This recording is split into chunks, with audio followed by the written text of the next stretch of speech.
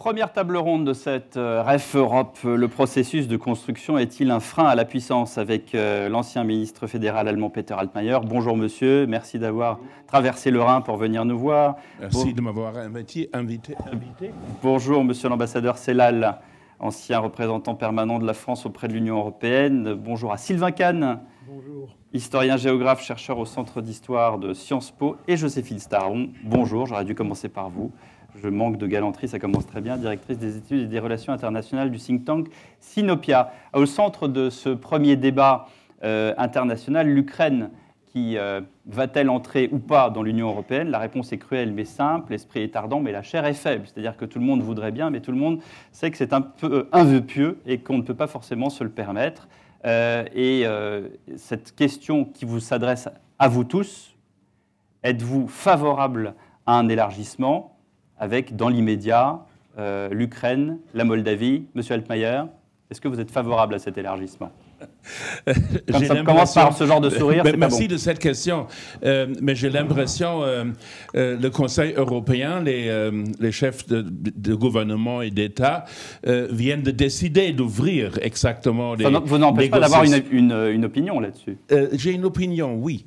Et l'opinion, c'est d'abord... nous allons suivre les règles et les procédures qui ont été suivies pour tous les applicants à l'adhésion à l'Union européenne. Ça va prendre un certain temps et finalement, il est à chaque État membre de juger si toutes les conditions nécessaires seront remplies pour ratifier l'acte de l'adhésion. Je ne pense pas que ça sert à grand-chose de dire on a décidé il y a quelques semaines, maintenant on va poser une marque d'interrogation derrière. La puissance de l'Union européenne, dont a parlé le président de MEDEF, dépendra pas du nombre concret des États membres. Moi, j'ai commencé à étudier le droit européen à l'époque où l'Union européenne avait 10 États membres. Et se trouvait dans une crise qu'on appelait l'eurosclérose. C'était un président de la Commission française, Jacques Delors, qui a fini avec la crise et qui a instauré un processus d'élargissement sans précédent. Et aujourd'hui, l'Union européenne, quand même, est beaucoup plus forte que jamais. Cependant, je constate le noyau dur de l'intégration européenne, notre capacité d'élargissement dépendra de la puissance de ce noyau dur, et ça, c'est la coopération franco-allemande.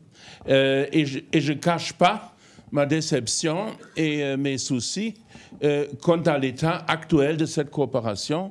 Il est clair, il est vrai, après chaque changement de gouvernement que nous avons eu en Allemagne il y a 2 ans et demi, il faut s'apprendre à connaître, il faut s'apprendre à comprendre de nouveau. Mais je constate même après 2 ans et demi, nous ne sommes pas encore arrivés à une situation où le duo franco-allemand pourrait aider l'Union européenne dans la politique quotidienne. Pourquoi ça ne marche pas? D'abord, je ne voudrais pas critiquer mon propre gouvernement de l'extérieur, c'est mal parti, alors pourquoi ça marche pas? Il est vrai, un nouveau gouvernement, un nouveau chancelier, un nouveau président doit toujours faire un effort pour se faire comprendre par ses homologues. Quand j'étais nommé ministre de l'économie en Allemagne, j'ai tout de suite téléphoné à mon ami Bruno Le Maire et on s'est mis d'accord. Et évidemment, il avait beaucoup plus d'expérience que moi. Donc ça, c'est une situation et nous nous trouvons dans une crise non seulement militaire et sécurité avec la guerre russe contre l'Ukraine, mais également dans une situation de compétition mondiale beaucoup plus élevée qu'avant, avec l'intelligence artificielle, avec le numérique, avec tous les processus qui se déroulent en Asie. Et là, on a besoin d'un leadership franco-allemand. Et j'ai l'impression que ça ne marche pas. Et si ça ne marche pas, la société les grands organisateurs des employeurs et des syndicats, les partis politiques, les professeurs, il faut se réunir, oui. On va y venir justement à la question du couple franco-allemand. Je voudrais avoir d'abord une petite vision des choses de tout le monde, de cette adhésion de l'Ukraine et peut-être aussi de la Moldavie. Joséphine Staron. Alors merci pour cette question difficile, alors facile comme l'a dit le ministre, parce que bien les États ont déjà accepté d'ouvrir les négociations, donc finalement les choses sont lancées. En revanche, il ne faut pas perdre de vue que pour l'Ukraine, tant qu'elle sera en guerre, que ses frontières ne seront pas définitivement délimitées, eh bien cette adhésion elle sera repoussée. Elle prendra du temps et donc on n'est pas sur 1, 2, 3, 4, 5 ans, on est probablement sur un certain nombre d'années avant que cette adhésion soit effective. Et pour la Moldavie, alors c'est un peu différent pour l'instant, il faut le souhaiter, en tout cas il faut espérer que ça dure. Mais ce qui est intéressant avec ces élargissements, c'est deux choses. Premièrement, c'est que ça envoie un message à tous les autres pays candidats, en tout cas qui souhaitent le devenir et qui sont notamment plus à l'est au niveau des Balkans, et qui se disent... Eh bien, en fait, qu'est-ce qu'il nous faudrait ? Il faudrait que nous aussi, on soit attaqués par un géant pour que cette adhésion puisse enfin prendre corps et voir le jour. Donc, ce n'est pas un message très encourageant pour ces États-là, avec un risque, eh bien, c'est qu'ils se désintéressent progressivement de l'Union européenne qui ne leur apporte pas ce qu'ils attendent et qu'ils se tournent vers d'autres puissances plus à l'Est. Donc, il y a vraiment un enjeu avec les Balkans occidentaux qu'il faut avoir... qu'il faut vraiment prendre en considération dans ces questions d'adhésion. Et puis, il faut aussi penser que faire adhérer des États à l'Union européenne, ce n'est pas ça qui apportera un gage de puissance, comme vous l'avez dit. Il y a d'autres moyens aussi. Et en attendant que l'Ukraine, la Moldavie ou d'autres rejoignent officiellement l'Union européenne, il y a d'autres moyens qui sont permis par les traités qui permettraient d'approfondir des coopérations dans un certain nombre de domaines avec les États qui le souhaitent. Et donc ça, ce sont des endroits du traité européen qui sont sous-exploités aujourd'hui. On pourrait en citer un certain nombre, notamment les coopérations renforcées, que ce soit entre États membres ou avec d'autres. On peut faire des choses à traité constant aujourd'hui sans forcément passer par une adhésion. Monsieur Sellal, même punition. Même punition. Le président Martin disait tout à l'heure que la première condition de l'influence et donc de la puissance, c'était la crédibilité. Et comme le rappelait M. Altmaier, le Conseil européen a pris la décision d'accepter la candidature de l'Ukraine, d'engager un processus d'élargissement, et donc il faut maintenant honorer cette parole. C'est un enjeu de crédibilité. Mais comme vous l'avez dit également à l'instant, l'élargissement en tant que tel n'est pas un facteur de puissance pour l'Europe. On peut d'ailleurs discuter plus largement de ce qu'est facteur de puissance pour l'Europe depuis ses origines. Aucun élargissement n'a été conçu avec un objectif de puissance. Chacun correspondait à des situations circonstancielles liées en particulier à la volonté des pays qui se portaient candidats. Mais le résultat de ces élargissements successifs, c'est le chiffre qu'évoquait le président Martin tout à l'heure. 420 millions de consommateurs. Et c'est ça, aujourd'hui, qui constitue la première puissance européenne. Et donc, à ce titre, l'élargissement a contribué à bâtir cette puissance européenne. Mais je reviens un instant sur la philosophie très, très spécifique de cet élargissement à l'Ukraine et à la Moldavie. C'est, comme on l'a dit, le premier élargissement à caractère géopolitique et qui correspond à une obligation morale et politique de la part des Européens vis-à-vis d'un pays agressé par la Russie. Et l'enjeu, c'est de permettre une affirmation de l'identité européenne de l'Ukraine, de bien montrer qu'un pays comme l'Ukraine est libre de ses alliances, il peut rejoindre l'Union s'il le décide. Et ce faisant, nous pensons exporter de la stabilité, de la sécurité au-delà de nos frontières. La question, c'est est-ce que l'élargissement est la bonne manière, est le bon outil pour apporter cette sécurité, cette stabilité ? C'est cela qui est, je pense, un vrai sujet de discussion. Mais malheureusement, depuis 30 ou 40 ans, nous avons été incapables d'inventer une véritable alternative à l'élargissement. Le partenariat oriental, le processus de Barcelone, enfin, toutes formules qui ont été inventées parfois pour différer les élargissements ou parfois pour offrir une alternative à l'élargissement, n'a pas vraiment fonctionné. Et la seule politique extérieure de l'Union qui fonctionne véritablement, c'est l'élargissement. On peut le regretter, mais c'est ce qui explique la difficulté à laquelle nous sommes aujourd'hui confrontés pour à la fois honorer cet engagement et en même temps faire en sorte que cela n'ait pas d'effet négatif pour le fonctionnement européen. Donc vous reprenez la phrase de Jacques Delors qui disait l'Europe, c'est comme le vélo, si on arrête de pédaler, on tombe. On peut imaginer un moment de stabilisation tout de même, parce que... Mais des roulettes alors. Pour qu'il y ait puissance, il faut qu'il y ait un sentiment d'identité très fort. Et je ne suis pas sûr à cet égard que la formule de Jacques Delors soit juste. Parce que une partie des explications de ce qui fait qu'il y a un déficit d'identité ressenti par les Européens, c'est le flou dans les compétences, c'est l'incertitude sur la répartition des compétences entre Bruxelles et les États membres, c'est aussi le flou sur la frontière, parce que les élargissements successifs ont eu pour résultat d'éloigner perpétuellement cette frontière extérieure. Et comme le disait Régis Debray, quand il n'y a plus de frontières, il n'y a plus d'identité. Sylvain Kahn, sur l'élargissement, frein ou accélérateur? Frein ou accélérateur, ça fonctionne? Oui, ça fonctionne très bien, on vous entend. Bonjour, merci de votre invitation, c'est très, très agréable ce plateau que vous avez composé. Alors moi je répondrais à la question posée, le processus de construction permanent est-il un frein à la puissance? Je répondrais non, parce que l'Union européenne n'est pas une puissance, ne cherche pas à être une puissance et ne sera jamais une puissance. Donc de toute façon, élargissement ou pas élargissement... Donc vous ne prenez pas l'Union européenne comme une entité face ou avec la Chine, les États-Unis, si, justement, et le Sud global.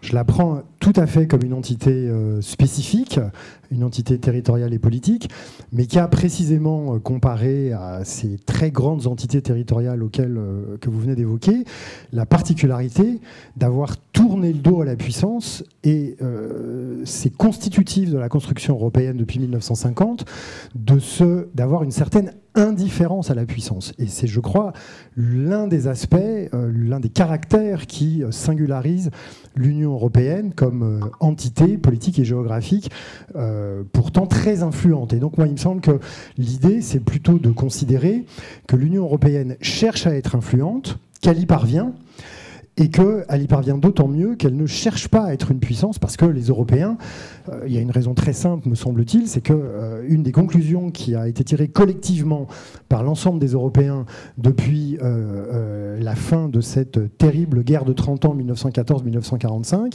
c'est qu'on va tourner le dos au nationalisme, au conflit et aux guerres. Et on a tous remarqué, quels que soient nos âges et nos générations, que lorsqu'un pays demande à rentrer dans l'Union européenne, et à l'époque la CE, et que cette demande est acceptée, il sait à l'avance, le pays, c'est-à-dire un peuple et son État, il sait à l'avance qu'il entre dans une association, dans un club, dans une famille, appelez ça comme vous voulez, dont la guerre comme politique publique est absolument bannie, pour ne pas dire complètement ringardisée.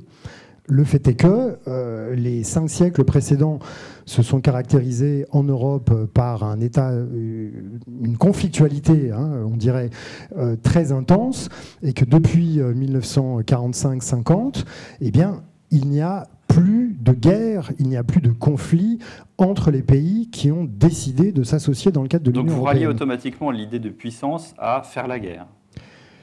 C'est pas le seul facteur ni le seul critère, mais c'en est un.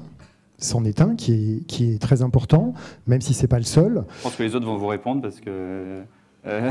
Monsieur Altmaier, je sens que ça bouillonne. Là. Moi, je pense seulement une Union européenne puissante pourrait éviter la guerre. Nous avons vécu pendant 40 ans, pendant un demi-siècle, avec les États-Unis comme agent de police mondiale. Très souvent, mes amis en France et parfois nous en Allemagne, on dit « Ah, mais les Américains, ils s'imposent partout un peu, ils veulent régler tout. » Et maintenant, on constate qu'il y a une certaine fatigue aux États-Unis. On ne connaît pas les résultats des prochaines élections présidentielles. Mais qu'est-ce qu'on fera si les Américains vont construire une politique beaucoup plus isolationniste qu'avant? Qu'est-ce qu'on fera si les Américains vont plus s'occuper de l'Afrique du Nord, de l'Ukraine, de la Turquie, du Proche-Orient? Est-ce que l'Europe serait en mesure de remplacer les États-Unis dans sa voisinage concret? Et là, je trouve nous n'avons pas encore fait assez de progrès. Ça n'a rien à faire, d'ailleurs, avec le nombre des pays candidats.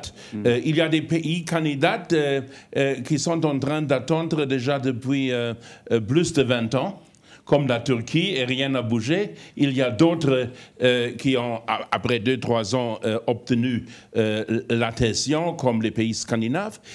Mais le problème le plus important, c'est la question à savoir, est-ce que nous sommes prêts à aider l'Ukraine si les Américains ne peuvent plus le faire?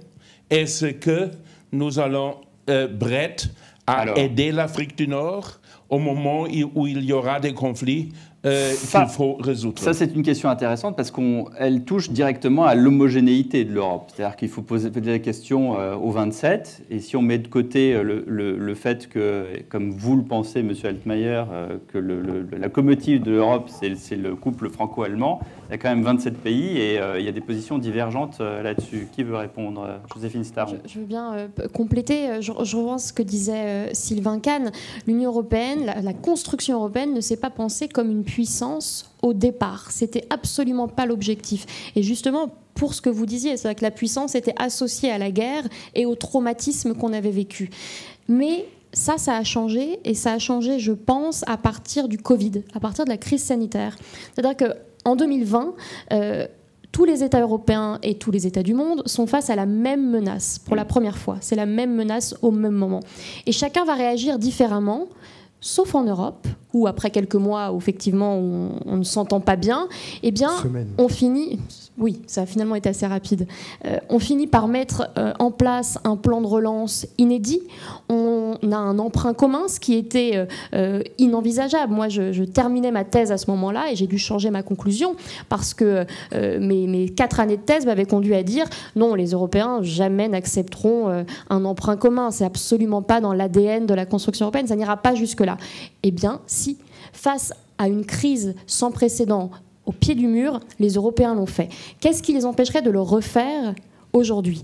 Finalement, pas grand-chose. On voit les résultats du dernier Conseil européen, les réflexions autour du financement de l'aide à l'Ukraine et plus largement du financement d'une défense européenne. Et la défense, c'est quand même la définition même de la puissance, hein, que ce soit pour un État ou pour une collectivité d'État.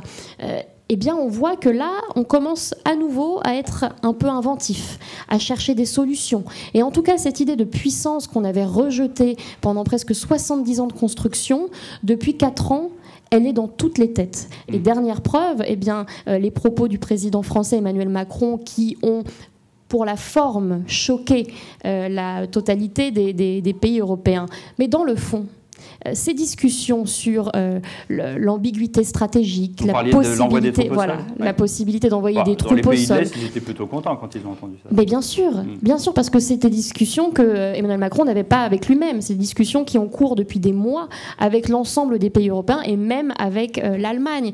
Donc sur la forme, bien évidemment, il a été désavoué, mais sur le fond, on voit bien que quelque chose est en train de se préparer, qu'on est vraiment dans un changement de cap de l'Union européenne. Alors, est-ce que ça va amener à une Europe puissance? Je le souhaite, et on a l'impression que maintenant la grande majorité des États le souhaitent. Maintenant, il faut s'en donner les moyens. Monsieur Sellal, réponse à Monsieur Kahn que je vais laisser continuer parce qu'on l'a coupé au milieu du gué. C'est vous qui avez fait ça? Non, c'est moi. Oui. J'assume. Je partage l'analyse sur la nécessité d'une logique de puissance. Je suis un peu moins optimiste sur la situation actuelle. D'abord, Sylvain Kahn a parfaitement raison de rappeler que toute la construction européenne était fondée sur la répudiation de la puissance. Mais comme vous l'avez dit à l'instant, le monde change. Les logiques coopératives cèdent la place à des logiques de rapport de force, de puissance à puissance. Et si l'Europe ne se met pas en situation de jouer elle aussi ce jeu-là, elle sera nécessairement perdante. Est-elle capable de le faire? C'est là que le doute existe, et c'est joliment dit. Il s'agit de dissiper ce doute par un effort de volonté. Pourquoi suis-je modérément optimiste? C'est qu'il est vrai que l'Europe a superbement traversé la demi-douzaine de crises financières, migratoires, Brexit, Covid, qui se sont succédées depuis 10 ans. À chaque fois, elle a été surmontée. Mais ceci n'a pas empêché l'Europe de subir un extraordinaire déclassement mondial vis-à-vis des États-Unis, vis-à-vis de l'Asie. Et donc, il faut avoir en tête ces deux réalités. La plasticité et l'efficacité du système européen qui lui ont permis de surmonter toute cette série de crises, et en même temps, un handicap majeur à supporter la compétition et la concurrence des grands ensembles mondiaux, à être capable de garantir sa propre sécurité et pour être une puissance respectée, influente dans le monde tel qu'il est aujourd'hui, qui n'est plus coopératif encore une fois, mais qui est fait d'affrontements et de rapports de force, une capacité économique qui n'est pas adossée à un minimum de capacité militaire et de sécurité, c'est quelque chose de très difficile. Et donc, soyons très lucides. Et un des enjeux des années qui viennent, me semble-t-il, et là aussi ça a été dit tout à l'heure par le président du MEDEF, il faut avoir un agenda de production fondé sur les intérêts européens, qui ne soit pas exclusivement orienté sur un souci d'affirmation de valeurs, mais qui soit orienté, encore une fois, sur une volonté de définir et de défendre nos intérêts collectifs. Sylvain Kahn.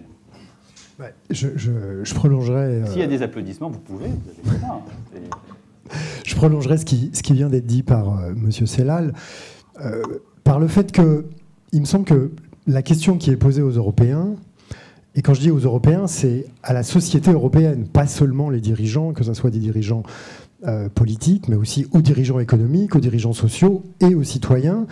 C'est, je crois, la question de ce qu'on pourrait appeler le rapport au risque. Hein. C'est-à-dire que je vais prendre disons un cas, je ne sais pas si c'est un bon exemple, s'il est représentatif, mais c'est très frappant, je trouve, ces 20 dernières années, de voir que l'Europe est la seule grande région du monde à être non OGM. Hein, c'est-à-dire qu'il n'y a qu'en Europe qu'on considère que les OGM sont d'abord un risque et ensuite une opportunité. Hein. Partout ailleurs dans le monde, c'est d'abord considéré comme une opportunité, en dépit des risques, et puis on va essayer de minimiser les risques, mais on y va quand même. Par ailleurs, il y a la question de l'innovation. Elle nous a été cruellement rappelée au moment du Covid, puisque, sauf erreur de ma part, mais là je suis très très loin de mon domaine d'expertise, c'est pas dans les grands laboratoires pharmaceutiques européens qu'a été développé le vaccin à ARN messager, même s'il y a une start-up allemande oui, mais en recherche, on est très fort en Europe, c'est pas le problème. La question, c'est la recherche et développement, la question, pas seulement de l'invention, mais de l'innovation. Donc, sur le vaccin, alors, je ne sais pas si c'est le cas, certains d'entre vous, ici, dans cette salle, sont sûrement beaucoup plus compétents que moi, mais j'ai cru comprendre, en essayant de me documenter, que Sanofi avait eu l'opportunité, dans les années 2010, de racheter BioNTech Moderna, l'inventeur du vaccin ARN messager allemand, et puis avait considéré que finalement, le jeu n'en valait pas la chandelle, que le risque, du coup, était trop élevé. BioNTech tout court, parce que ça a été ensuite avec Pfizer. BioNTech tout court, merci. Bon, si effectivement c'est le cas, si les documents que j'ai lus, enfin les articles que j'ai lus sur le sujet sont confirmés, c'est un indice supplémentaire. Alors évidemment, je n'ai pas besoin de rappeler que les GAFAM et même l'intelligence artificielle dont vous parliez, Monsieur le Ministre, à part DeepL, le fameux logiciel d'intelligence artificielle de traduction, rien n'a été inventé en Europe. Et s'agissant des GAFAM, c'est très intéressant de voir que les imitateurs des GAFAM qui font maintenant aussi bien sont parfois en Russie et surtout en Chine, et toujours pas en Europe. Donc en Europe, on est les champions de la régulation, c'est très bien. On est les champions de la protection et du droit, c'est très bien. Mais ça suffit pas. Et ça, quand on parle de ça, c'est pas juste le problème des gouvernants, ni du système politique européen. Ça, pour moi, c'est vraiment un problème de préférence collective. Alors, qu'est-ce qui fait que les sociétés européennes, là, on est quasiment sur une interrogation métaphysique, qu'est-ce qui fait que les sociétés européennes ont une espèce d'aversion pour le risque. Bon, peut-être qu'il faudrait interroger Philippe Descola, mais le problème, il est là. Donc après, on peut toujours imaginer qu'il faudrait qu'on soit une puissance. Je rappelle au passage que la seule classe politique européenne qui parle d'Europe puissance depuis 40 ans, c'est la France. Hein, et pourtant, on ne peut pas considérer que la classe politique allemande, que la classe politique estonienne, que la classe politique à l'époque britannique considère moins que la classe politique française qu'il est important d'être en capacité de se défendre. Hein. Donc on peut penser, quand on est européen, que c'est très important de savoir se défendre, sans pour autant imaginer qu'on veut être une puissance. Et non, les Européens ne prendront jamais la place des États-Unis, parce que les Européens ne veulent pas être le gendarme du monde. Les Européens veulent, on le voit bien en ce moment, être capables de se défendre, ce qui n'est pas la même chose. Non, nous ne voulons pas être le Jean-Police global, mais quand même le partenaire des pays de voisinage dans le contexte géostratégique de l'Europe, de l'Afrique et de l'Asie. Est-ce qu'il n'y a pas le temps pour ça ? Pour avoir la puissance de le faire, il nous faut d'abord une base économique suffisamment forte, des emplois, des exportations, des innovations. Et je me souviens, c'était en 2019 que j'avais présenté avec Bruno Le Maire, mon homologue et ami depuis des années, des propositions pour une politique industrielle au niveau européen. Et Thierry Breton, d'ailleurs, a adopté ça au niveau de l'Union européenne. Et nous avons réalisé des progrès remarquables. Venez à Douvron, en France. Là, il y a la batterie, l'usine aux batteries électriques que nous avons, avec l'aide d'État française, avec l'aide d'État allemande, construit, et c'est extraordinaire. Des autres usines sont en train d'être construites en Allemagne. Nous avons fait ça pour l'acier vert, l'acier décarbonisé. Nous avons fait ça pour les semi-conducteurs.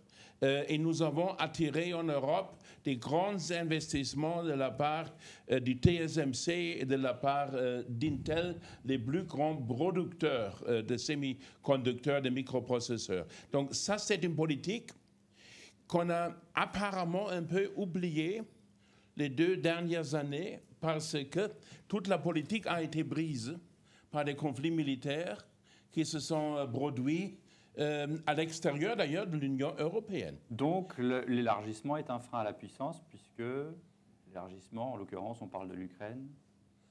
Et donc, du coup, les puissances sont devenues des puissances militaires et on s'est intéressé à autre chose. Nous n'avons pas le choix. Nous avons un devoir moral, vous avez dit. Si la Russie a l'intention de se permettre une agression contre d'autres pays européens, c'est une question de solidarité. Vous y croyez ? De solidarité. Est-ce que vous y croyez ?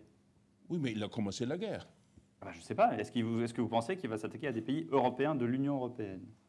Les pays de l'Union européenne ont le devoir d'abord de parler avec une seule voix, ce qui n'est pas toujours facile.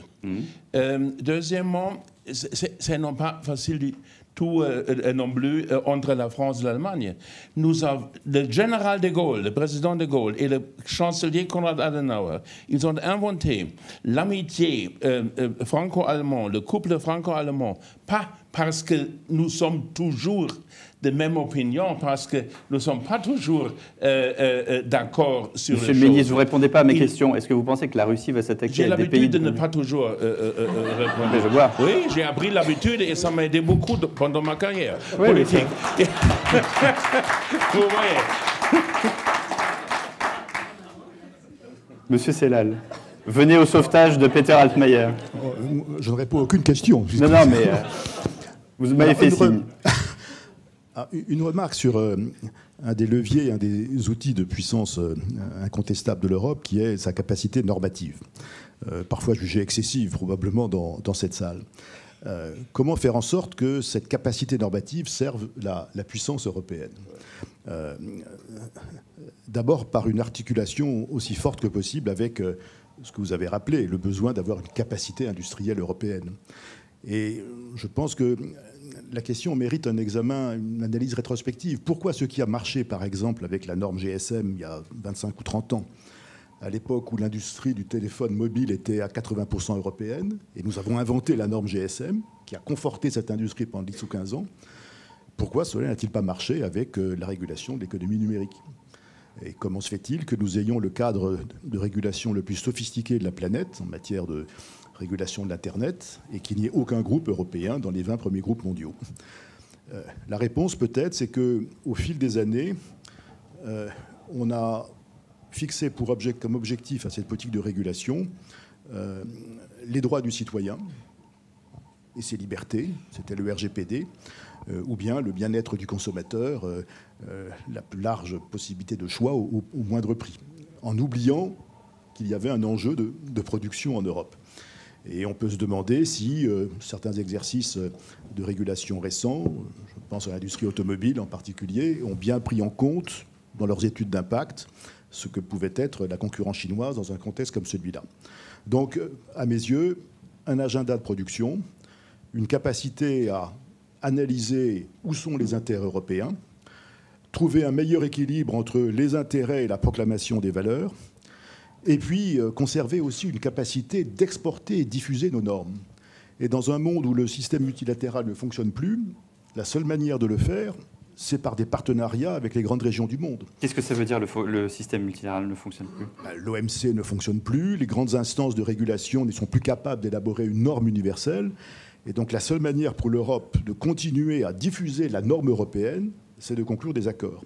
Et ce qui se passe actuellement à propos du CETA, comme cela a été dit tout à l'heure, est très redoutable, parce que si l'Europe renonce à s'arrimer aux régions qui connaissent des croissances plus fortes qu'elle, et renonce à diffuser ses normes, eh bien, le rétrécissement et le recroquevillement sont probablement au bout de la route. Est-ce que, alors, question un peu candide, mais là on est à 27, si l'Ukraine et la Moldavie entrent, est-ce que, on parlait de l'homogénéité de l'Europe, et vous me disiez en préparant cette rêve, Pierre Sellal, que on était soit homogène, soit on allait à la désintégration, c'est-à-dire il y a deux voies, hein, tout simplement. Est-ce que ça va être plus compliqué, notamment parce que l'Ukraine fait porter sa voix et qu'en ce moment elle est en guerre, et puis si jamais cette guerre s'arrête, elle aura quand même des choses à dire. Sylvain Kahn. Alors, c'était votre toute première question. Est-ce qu'on est pour ou contre l'élargissement à l'Ukraine autour de cette table? Le verre à moitié plein, c'est très clairement que justement, bon, je vais faire un peu un raccourci presque polémique, mais en ce moment, il y a beaucoup d'innovations en Ukraine, dans l'art de faire la guerre, dans la manière de fabriquer, de produire des armements, y compris avec des imprimantes 3D. Ce qui est très frappant en Ukraine, pour autant qu'on puisse le comprendre, c'est la capacité qu'ont eu dès le départ, dès le mois de mars 2022 et encore aujourd'hui, qu'ont eu les Ukrainiens à fonctionner en réseau, de manière horizontale et non pas verticale, que ce soit pour la défense territoriale, que ce soit pour la stratégie militaire et que ce soit donc pour la production d'armement. Donc, moi, je pense vraiment que l'adhésion de l'Ukraine, qui en plus du point de vue démographique, certes est un pays où on fait pas plus d'enfants que dans l'UE, mais où il y a plutôt une structure démographique jeune, plus jeune que dans le reste de l'UE, c'est un avantage parce que on parlait de puissance. Alors si la notion de puissance agricole a un sens, faire rentrer l'Ukraine dans l'UE, c'est vraiment un atout. Parce que pour que l'UE reste une puissance agricole, elle ne peut que bénéficier de son élargissement à l'Ukraine, qui est à elle seule, avec ses 40 millions d'habitants et une superficie à peine plus importante que celle de la France, une puissance agricole à elle toute seule. Bon, donc je trouve qu'il y a beaucoup de bonnes raisons, et j'en ajouterai une dernière, c'est que cet élargissement en cours, qui est le 5e élargissement, nous savons maintenant que le ministre fédéral a fait ses études entre 80 et 86, c'est-à-dire au cœur du 2e élargissement, celui à l'Europe méditerranéenne. Donc en ce moment, c'est le 5e élargissement. Oui, mais c'est la 2e vague, c'est Grèce, Espagne et Portugal. C'est les 3 pays méditerranéens. Là, c'est le premier élargissement qui est vraiment géopolitique, c'est-à-dire on s'élargit, on sait très bien que l'Ukraine est un État où les problèmes de corruption sont immenses, on sait très bien que du point de vue du différentiel de pouvoir d'achat et de PIB, le différentiel n'a jamais été aussi grand dans les élargissements précédents. On fait l'élargissement parce qu'on veut établir un limès, très clairement. On veut une ligne de front entre le système territorial européen, les valeurs, le système économique, le système de droit qui va avec, et la Russie, qui est un contre-modèle. Donc on fait cet élargissement pour des raisons entièrement stratégiques, quand bien même il y a des bonnes raisons de le faire. Peter Altmaier, je vais essayer de vous poser une question et on va voir si vous répondez, mais est-ce que le fait que l'Union européenne accepte maintenant l'Ukraine, est-ce que le couple franco-allemand, puisque vous avez parlé de ça tout à l'heure, marchera de la même façon ? Je l'espère toujours parce que je ne vois aucune alternative. Il faut se mettre d'accord pour convaincre les autres. Il faut toujours un compromis, une convergence entre les pays du Nord, les pays du Sud, des pays riches, des pays pauvres, des grands pays, des petits pays. Il faut toujours essayer de le faire. Et ça marche d'ailleurs parce que même à 27 ou 28 ou 31 jours, ce n'est pas le cas, et l'ambassadeur le sait beaucoup mieux que moi, mais moi je suis ancien fonctionnaire de la Commission européenne. Quand le Conseil des ministres se penche sur un problème, il ne s'intéresse pas tous les 27 aux négociations. Monsieur Orban de la Hongrie, il s'intéresse à 2 ou 3 questions. Et là, il faut trouver des solutions, et on a toujours trouvé des solutions. Mais c'est la première position. Deuxième position, vous avez évoqué le coût agricole par rapport à l'Ukraine. Évidemment, on va chercher de trouver des solutions là aussi. D'abord, chaque nouveau État membre doit accepter tout l'acquis communautaire. C'est déjà réglé depuis des dizaines d'années, il faut l'accepter. On va parler des périodes transitoires pour la libre circulation des personnes, pour la libre prestation des services. On va trouver d'autres solutions transitoires, mais n'oublions pas, l'Ukraine, attaquée par son voisin la Russie, a urgemment demandé d'être admis à l'adhésion de l'OTAN. Et nous avons clairement dit non, ce n'est pas possible, vous êtes en guerre, même vous n'êtes pas les coupables, vous êtes en guerre et ce n'est pas possible. Ils ont dit oui, mais est-ce que nous pouvons atterrir l'Union européenne? Nous avons dit, bien sûr, vous pouvez le faire, mais il faut suivre tout le processus et le processus sera assez étendue et assez longue. Moi, j'ai parfois pensé chez moi, si on était en Allemagne, en mesure de décider plus rapidement sur la livraison, sur l'exportation de certains produits d'armement pour l'Ukraine, peut-être on aurait pu aider d'une façon beaucoup plus efficace ce pays dans une situation où c'était toujours possible. Maintenant, on constate, la Russie a pris sa leçon. Ils ont commencé à produire d'une façon record les tanks, les chars et les avions et les autres armes. Et les pays européens ont un peu oublié de se préparer à cette situation. Donc, ça, c'est une question qui est peut-être pas la bonne pour une discussion publique. Et c'est d'ailleurs pourquoi je n'ai pas répondu à votre question. Si je dis, oh, l'Ukraine, je ne vois pas l'Ukraine comme membre de l'Union européenne, ça sera une joie pour les journalistes russes de dire l'ancien ministre allemand veut pas que l'Ukraine atterre à l'Union européenne. Non, ça je dis pas. Et je pense qu'il faut toujours, avec tout ce qu'on dise, il faut toujours réfléchir sur la responsabilité politique vers l'extérieur. Ça donnera quelques idées à certains hommes politiques, et les femmes d'ailleurs. Joséphine Staron. Oui, sur la question de l'Ukraine, je pense que beaucoup de choses ont été dites, mais sur la question de la puissance, je pense que l'Europe ne pourra pas devenir la puissance qu'elle aspire désormais à être, et ça j'en suis persuadée, de plus en plus du moins, si elle ne réhabilite pas un concept qui est tabou depuis les débuts de la construction, sauf dans une seule politique, mais j'y reviendrai, c'est le principe de préférence communautaire.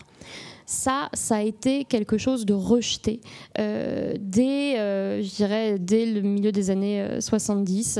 À part pour la PAC, la première politique agricole commune était fondée sur le principe de préférence communautaire, et c'est ce qui a permis à l'Europe de devenir la première puissance agricole à l'époque. Mais ça, c'est terminé. Or, aujourd'hui, lorsqu'on regarde les propositions de Thierry Breton notamment, ou d'Ursula von der Leyen sur la stratégie industrielle européenne, la stratégie industrielle de défense européenne, on commence à voir réintroduire un principe de préférence communautaire dans les achats, dans la production. Jusqu'à il y a peu, demander aux Polonais ou aux Allemands de ne pas acheter uniquement leurs armements auprès des États-Unis ou de la Corée du Sud pour les Polonais, c'était inentendable. C'est-à-dire qu'on ne pouvait même pas parler de ça. Aujourd'hui, c'est toujours compliqué, mais les discussions sont ouvertes. On peut en parler, et dans la stratégie de défense que la Commission va proposer dans les prochains mois, il va y avoir tout un pan sur la production européenne et l'achat par les Européens, la fourniture par les Européens d'équipements européens. Donc on y vient, et je pense que cette idée de préférence communautaire, il faut qu'elle soit vraiment au centre aujourd'hui des discussions entre les États. Pierre Sellal. Oui, je ne suis pas tout à fait d'accord sur cette idée d'abandon et de retour de la préférence européenne. Ayez en mémoire les discussions sur le Brexit. Elles ont reposé intégralement sur cette idée qu'on était dedans ou dehors. Et on ne pouvait pas prétendre aux bénéfices du marché intérieur si on choisissait de rester dehors. Donc en réalité, ce qui distingue un citoyen européen, une entreprise européenne, d'une entreprise de pays tiers, a toujours été fondamental dans le droit de l'Union et doit continuer à l'être. Si vous permettez une remarque sur la difficulté de cet élargissement à l'Ukraine, ce sera difficile, mais ne nous trompons pas de problématique. Il n'y a pas d'enjeu institutionnel, à mon sens. Le ministre Altmaier a débuté dans l'Europe à 10, moi j'ai débuté dans l'Europe à 9. On décide aujourd'hui beaucoup plus vite qu'à l'époque de l'Europe à 9. Et souvenons-nous des grandes et des vraies périodes de blocage. La chaise vide du général de Gaulle, c'était l'Europe à 6. Le blocage par Mme Thatcher de toutes les décisions européennes pendant 18 mois, c'était l'Europe à 10. À 9, pardon. 9, non, à 10, parce que la Grèce était déjà là. La division la plus forte que j'ai connue pour ma part en étant ambassadeur à Bruxelles, c'était l'époque de la Deuxième Guerre d'Irak, où le Conseil ne pouvait même plus se réunir collectivement, puisqu'il y avait 3 pays importants qui soutenaient l'intervention américaine en Irak et d'autres qui ne le voulaient pas, notamment l'Allemagne de Gerhard Schröder et la France de Jacques Chirac. Exactement. Donc, la plasticité du système institutionnel est telle qu'elle s'accommodera d'un élargissement à 35, le cas échéant. En revanche, il y a un enjeu de contenu des politiques. Vous avez rappelé ce que représentait l'Ukraine sur le plan agricole. Il faut également avoir à l'esprit que la moyenne du revenu par habitant de tous ces pays candidats, c'est moins de la moitié du revenu moyen actuel, et donc un enjeu majeur pour la cohésion, pour la PAC, etc. Un dernier mot sur le franco-allemand. Là aussi, Peter Altmaier a tout à fait raison. Il n'y a jamais de convergence spontanée des intérêts français et allemands. Mais ce qui a fait l'efficacité de la relation franco-allemande en Europe, c'est une volonté de chercher une position commune. Cette volonté est plus ou moins forte selon les époques et les équipes en place, et vous en avez parlé de manière très, très éloquente. Ayons néanmoins à l'esprit le fait que ça marche surtout, et ça a beaucoup marché, quand l'accord franco-allemand était représentatif de l'intérêt collectif et de l'ensemble des positions en présence. Et c'est un peu moins le cas aujourd'hui. Et il y a eu un exemple extraordinaire, assez rare, mais néanmoins très, très symbolique, il y a quelques semaines, le 13 mars, l'adoption de la directive sur les travailleurs des plateformes, vous savez, la présomption syndicale. Cette directive a été adoptée contre le vote de la France et de l'Allemagne. Contre le vote de la France et de l'Allemagne. C'est excessivement rare, mais ça me paraît quand même significatif du fonctionnement européen d'aujourd'hui. Merci beaucoup. Merci à vous 4 de nous avoir éclairés sur cette question qui ouvre cette ref. Merci.